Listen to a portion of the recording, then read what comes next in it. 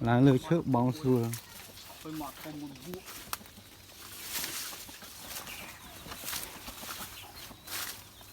nó kiên chơi ở đây rồi.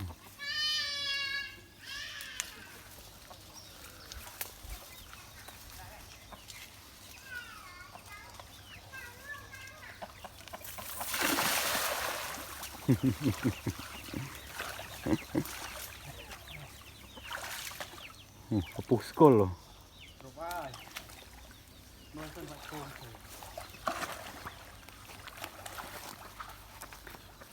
Vai, mày tự vẽ.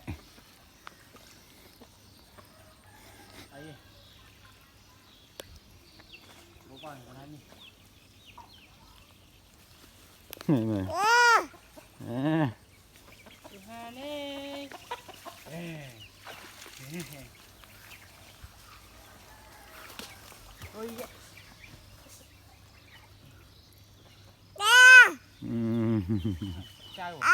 Đấy, chơi nó tạm trường.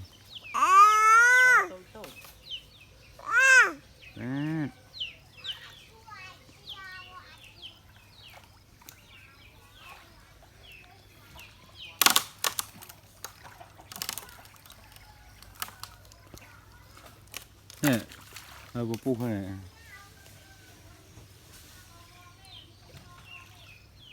Pu nó tiệt rồi nó.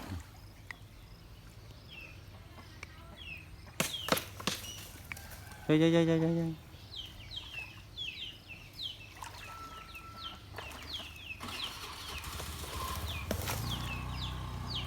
Tròn vào lịch thèm mà đọ mới rủi này. Nè. Thu thú bò phộng này. Anh nói với bạn vô lên nó. Trăm đô lên nó. Trăm đô lên nó sai cái mưa mà. Bây giờ lên mà nè. Chào mưa không? Tao đây.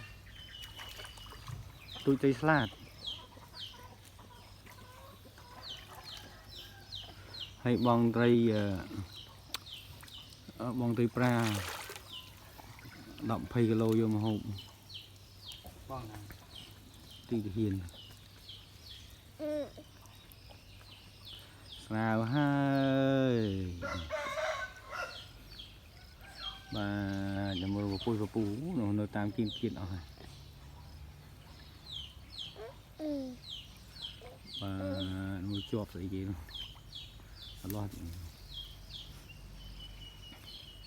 nó plien má người busan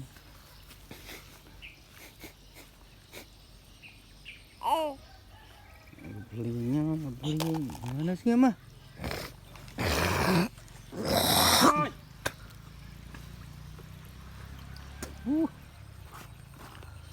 plien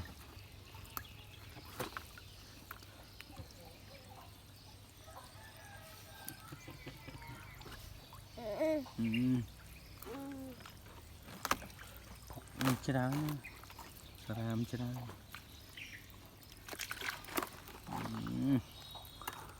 co ơi sợ phộng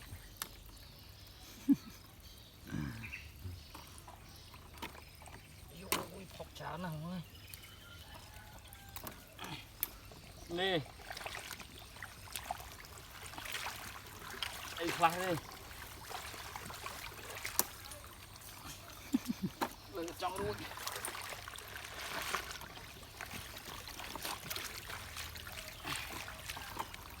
nhà phòng mình trâu lạ mùi hơn này cà nhổ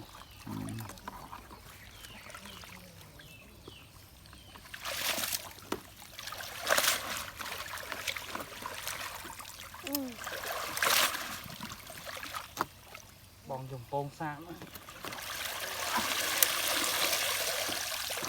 đâu rồi